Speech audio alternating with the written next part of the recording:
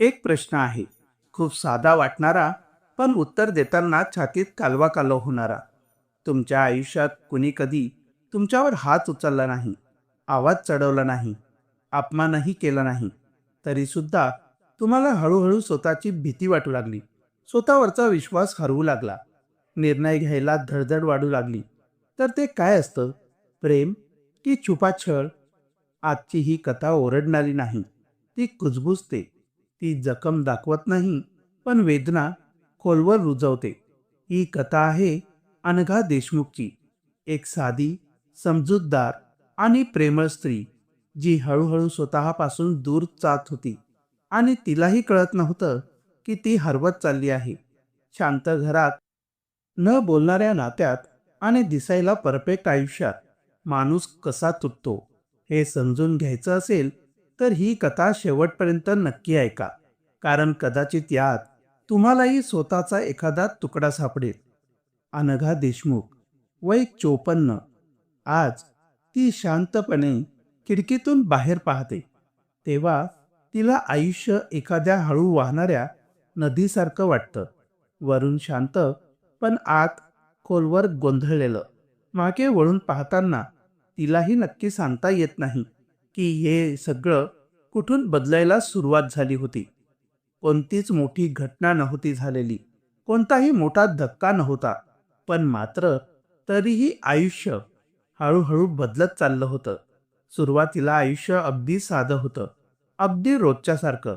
सकाळचा चहा, वर्तमानपत्र, विक्रमचं ऑफिस, तिचं घरकाम, ओळखीचं आयुष्य. विक्रमच्या नोकरीत अडचणी यायला लागल्या होत्या, तेव्हा तिने त्याला धीर दिला. हेही दिवस निघून जातील, असं ती नेहमी म्हणायची. पण दिवस जात गेले, तसतसा ताण वाढत गेला, अपयश जमा होत गेलं. विक्रम दिवसेंदिवस बदलत चालला होता, पण कोणालाही जाणवेल असा नाही. तो कधी ओरडला नाही, त्याने कधी हात उचलला नाही, तर कधी थेट कोणाला दोषही दिला नाही. तो फक्त शांत झाला आणि ती शांतता अनघासाठी सगळ्यात जास्त जड ठरली. त्याच्या डोळ्यातील थकवा, आवाजातील कोरडेपणा, शब्दांमधली धार, हे सगळं ती टिपायची, पण बोलायची नाही. कारण तिला वाटायचं की तो आधीच खूप त्रासात आहे. अनघा त्याला सावरायचा प्रयत्नही करत होती, अगदी मनापासून. कधी त्याच्या वेदना स्वतःच्या छातीत घेऊन, तर कधी स्वतःला बाजूला ठेवून. मी त्याच्यासाठी पुरेशी आहे का, हा प्रश्न तिच्या मनात कधी आला ते तिचं तिलाच कळलं नाही. पण एकदा आला की तो रोज येऊ लागला. विक्रम कधी सहजच म्हणायचा की तू हल्ली विसरतेस, तर कधी म्हणायचा तुझं लक्ष नसतं, तर कधी मीच बघतो ते. ती हसायची, कारण तिला भांडण नको होतं, पण त्या हसण्यात एक छोटीशी भीती मिसळलेली असायची. खरंच मी बदलले आहे का? माझ्यात काहीतरी कमी होतंय का? सुरुवातीला ही शंका हलकीशी होती, पण दिवसेंदिवस ती खोलवर रुतत गेली. अनघा स्वतःकडे पाहू लागली, प्रत्येक चूक मोजू लागली. चहा जरा जास्त झाला तर मनात आलं की माझं लक्षच नाही. एखादा कागद विसरला तर वाटलं की मी अकार्यक्षम झाले आहे. हळूहळू सकाळी उठताना तिच्या मनात एक भीती यायची. आज काय चुकणार? निर्णय घ्यायची भीती वाटू लागली. फोन उचलण्याआधी दोनदा विचार तिच्या मनात येऊ लागले. कुणाशी बोलताना शब्द जपून वापरले जाऊ लागले. बाहेरून घर अगदी शांत होतं. कुठेही भांडण नाही, आवाज नाही. शेजाऱ्यांना हे घर आदर्श वाटायचं. पण आतून अनघाचा श्वास घुटमटत होता. तिला वाटायचं की या शांततेला काहीतरी नाव असायला हवं, पण ते नाव तिला सापडत नव्हतं. जेव्हा विक्रमने बँकेची कामं स्वतःकडे घेतली आणि म्हणाला की तू टेन्शन घेऊ नकोस, असं म्हणत तिचे फॉर्म त्याने बाजूला ठेवले. त्याने फोनचे पासवर्ड बदलले, कागदपत्र स्वतःकडे ठेवायला सुरुवात केली. तेव्हा अनघाला पहिल्यांदाच वाटलं की तो तिची किती काळजी घेतोय. तिला ते प्रेम वाटलं, तिला आधार वाटला. ती स्वतःला भाग्यवान समजू लागली की माझा नवरा माझ्यासाठी सगळं काही बघतो, असं ती मनातल्या मनात म्हणायची. पण काही दिवसातच तिला जाणवू लागलं की ती विचारत नाहीये, फक्त मान डोलावत आहे. कुठे पैसे जात आहेत, कुठे सही होते, काय निर्णय घेतले जात आहेत, हे सगळं काही तिच्या आयुष्यात होत होतं. पण तिच्या मनाविरुद्ध, तिच्याशिवाय. एक दिवस तिने सहजच विचारलं की हे कशासाठी. त्यावर विक्रमने शांतपणे उत्तर दिलं की तू समजून घेणार नाहीस. त्या एका वाक्यात ओरड नव्हता, पण एक भिंत होती. आणि त्या भिंतीपलीकडे तिचं स्वतःचं अस्तित्व अडकत चाललं होतं. ती एकटी बसून रडायची, पण कारण सांगता येत नव्हतं. कारण कुणी हात उचलला नव्हता, कुणी शिवीगाळ दिली नव्हती, कुणी ओरडलंही नव्हतं. फक्त हळूहळू विणलेलं एक जाळं होतं आणि त्यात ती अलगद अडकत चालली होती. मित्रमैत्रिणींशी बोलताना विक्रम जवळ बसायचा आणि अनघा आपोआप कमी बोलायची. तिला वाटायचं की माझ्याकडे सांगण्यासारखं आता काहीच उरलेलं नाही का, की मीच इतकी नीरस झाली आहे. रात्री अंथरुणावर पडल्यावर तिच्या डोक्यात विचारांचा गोंधळ व्हायचा. मीच जास्त विचार करते का, मीच सगळं बिघडवते का. त्या प्रश्नांची उत्तरं तिला मिळत नव्हती, पण प्रश्न वाढतच चालले होते. आणि तरीही ती स्वतःलाच समजावत होती, सगळं काही ठीक आहे, हे फक्त एक वाईट फेज आहे, हेही जाईल. त्या दिवशी अनघा बँकेत गेली होती, अगदी काही साध्या कामासाठी. कोणताही संशय नव्हता, कोणतीही मनात भीती नव्हती. फक्त एक फॉर्म तिला विचारायचा होता. काउंटरवर उभी असताना तिने पर्स घट्ट पकडली होती, जसं काही नकळत स्वतःला धरून ठेवत होती. समोर बसलेला माणूस संगणकाकडे पाहत होता. त्याने तिचं नाव विचारलं, अकाउंट नंबर विचारला आणि मग अगदी सहजच म्हणाला, मॅडम, तुमचे लोन डॉक्युमेंट्स कंप्लीट झालेत. त्या एका वाक्याने वेळ थांबल्यासारखी वाटली. अनघाने विचारलं, कोणतं लोन. पण तिचाच आवाज तिलाच ओळखीचा वाटला नाही. काउंटरवरचा माणूस गोंधळला नाही, कारण त्याच्यासाठी ते रोजचंच काम होतं. त्याने फायली उघडल्या आणि तिला कागद दाखवले, सह्या दाखवल्या, आणि त्या सगळ्या तिच्या नावालेच होत्या. अनघाच्या डोक्यात आता एक विचित्र शांतता पसरली. ना राग, ना किंकाळी, ना घबराट. फक्त एक स्पष्ट विचार की मी इथे आहे, पण माझं आयुष्य कोणीतरी माझ्या शिवाय जगतोय. बँकेतून बाहेर पडताना तिला रस्त्यावरचा आवाज ऐकू येत नव्हता. गाड्या, माणसं आणि ते हॉर्न, सगळं दूर कुठेतरी होतं. घरी पोहोचेपर्यंत तिने विक्रमला फोन केला नाही. तिला भांडायचं नव्हतं, तिला खात्री हवी होती. त्या रात्री अनघा झोपली नाही. घर शांत होतं, विक्रम झोपलेला होता आणि ती दिवाणखान्यात बसून छताकडे पाहत होती. मनात प्रश्न येत होते, पण आता ते स्वतःला दोष देणारे नव्हते. ते स्पष्ट होते. मला का सांगितलं गेलं नाही, माझ्या नावाने निर्णय का घेतला गेला, मी इतकी वर्ष गप्प का राहिले. पहाटे तिने कपाटातली जुनी डायरी काढली. अनेक वर्षांपासून न उघडलेली. धूळ झटकली आणि पहिलं पान उघडलं आणि तिने लिहायला सुरुवात केली. कोणाचं नाव नाही, कोणावर आरोप नाही, फक्त सत्य.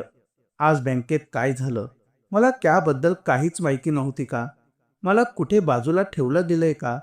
लिहिताना तिचे हात थरथरत होते, पण मन मात्र स्वच्छ होत होतं. प्रत्येक पानासोबत तिला जाणवत होतं की ही कमजोरी नाहीये, ही जाणीव आहे. ती स्वतःच्या शब्दांना घाबरत होती, कारण ते खूप खरं होतं. डायरी जड होत गेली आणि तिच्या मनातली धुसरता कमी होत गेली. तिला आठवू लागलं की कधी फोन तिच्या हातातून घेतला गेला, कधी निर्णय तिच्यासाठी घेतले गेले, कधी तुला हे समजणार नाही असं म्हणत तिला थांबवलं गेलं. त्या सगळ्या क्षणांना एकत्र नाव मिळालं. तिचं अस्तित्व पुसलं जात होतं. आता तिने ठरवलं की तिला आता यापुढे काय करायचं आहे. एक दिवस ती कायदेशीर सल्ला केंद्रात उभी होती. हात थरथरत होते, पाय जड झाले होते, पण आत कुठेतरी एक शांत बळ होतं. तिने प्रश्न विचारले, सगळं सांगितलं. डायरी उघडली आणि पहिल्यांदाच कोणीतरी लक्ष देऊन ऐकलं. समोरच्या माणसाने शांतपणे सांगितलं की तुम्ही वेडे नाही आहात, हा तुमच्या सोबत झालेला खरंच छळ आहे. तो आवाजात नसेल, हातात नसेल, पण तुम्ही नियंत्रणात आहात. त्या शब्दांनी अनघा रडली, कारण पहिल्यांदाच कोणीतरी तिच्या वेदनेला खरं मानलं होतं. त्या दिवसापासून तिच्यात काहीतरी बदललं.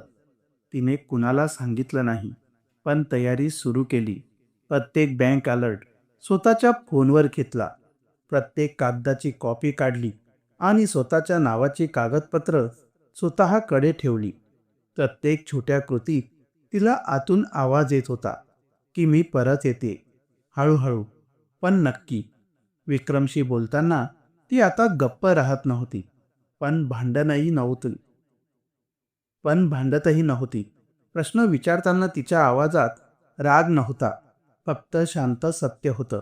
विक्रमच्या चेहऱ्यावर पहिल्यांदाच अस्वस्थता दिसली आणि त्या क्षणी अनघाला कळलं की मी चुकीची नव्हते, मी फक्त गप्प होते. अनघाला आता स्वतःचाच आवाज ऐकू येऊ लागला होता. तो मोठा नव्हता, आक्रमक नव्हता, पण ठाम होता. एक दिवस तिने विक्रम समोर बसून प्रश्न विचारायचं ठरवलं. कोणतीही तयारी नाही, कोणतंही भाषण नाही, फक्त सत्य. माझ्या नावाने लोन का घेतलं? हा प्रश्न विचारताना तिचा आवाज थरथरला नाही. विक्रम क्षणभर गप्प राहिला. त्याच्या चेहऱ्यावर आधी आश्चर्य, मग अस्वस्थता आणि शेवटी बचाव दिसला. मी तुझ्यासाठीच केलं हे सगळं, तो म्हणाला. पूर्वी ही ओळ ऐकून अनघा गप्प बसली होती, पण आज ती शांतपणे म्हणाली की माझ्यासाठी केलं असतंस तर निदान मला विचारलं तरी असतंस किंवा सांगितलं तरी असतंस. त्या एका वाक्याने खोलीतली हवा बदलली. विक्रम पहिल्यांदाच चिडला. त्याचा आवाज चढला. आरोप केले, तूच गोंधळ करतेस, तुला काहीच समजत नाहीये. मी नसतो तर तू काय केलं असतंस? अनघाने त्याच्याकडे पाहिलं. त्या शब्दांमागे तिला भीती दिसली आणि त्या क्षणी तिला स्पष्ट जाणवलं की ही माझी लढाई आहे, पण ही त्याची असुरक्षितताही आहे. दया आली, पण ती मागे फिरली नाही. पुढचे दिवस तिच्यासाठी सोपे नव्हते. घरात तणाव होता, शांतता नव्हती, पण ही शांतता अगदी घुसमटणारी नव्हती, ती स्पष्ट होती. अनघा कायदेशीर प्रक्रियेत शिरली. कागदपत्र, तारखा, कोर्टाच्या पायऱ्या, सगळं काही तिच्यासाठी नवीन होतं. कधी कधी ती थकायची, कधी रात्री उशी तोंड दडवून रडायची. 30 वर्षांचा तिचा संसार एका फाईलमध्ये बसवणं वेदनादायक होतं. आठवणी येत होत्या. पहिलं घर, पहिली दिवाळी, एकत्र हसलेले, एकत्र घालवलेले ते सगळे क्षण. मन विचारायचं की हे खरंच संपवायचं आहे का? पण मग डायरीतली पानं उलगडली जायची आणि त्या प्रत्येक पान तिला आठवण करून द्यायचं का आवश्यक आहे. कोर्टात उभी असताना तिचे हात थरथरले, पण तिने मान खाली घातली नाही. विक्रम समोर उभी असताना तिला राग आला नाही, फक्त कुठेतरी एक खोलवर दुःख जाणवलं. इतकी वर्ष आपण एकमेकांसोबत घालवली आणि आता सगळं काही हरवलं गेलं. निकाल लागला. त्या दिवशी ती खूप रडली.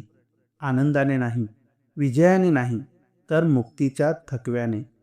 घटस्फोट म्हणजे तिच्यासाठी एक उत्सव नव्हता, तो एक शेवट होता.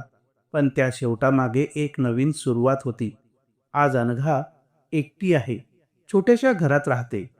स्वतःचं बजेट, स्वतःचे निर्णय, स्वतःची चूक करण्याचं स्वातंत्र्य.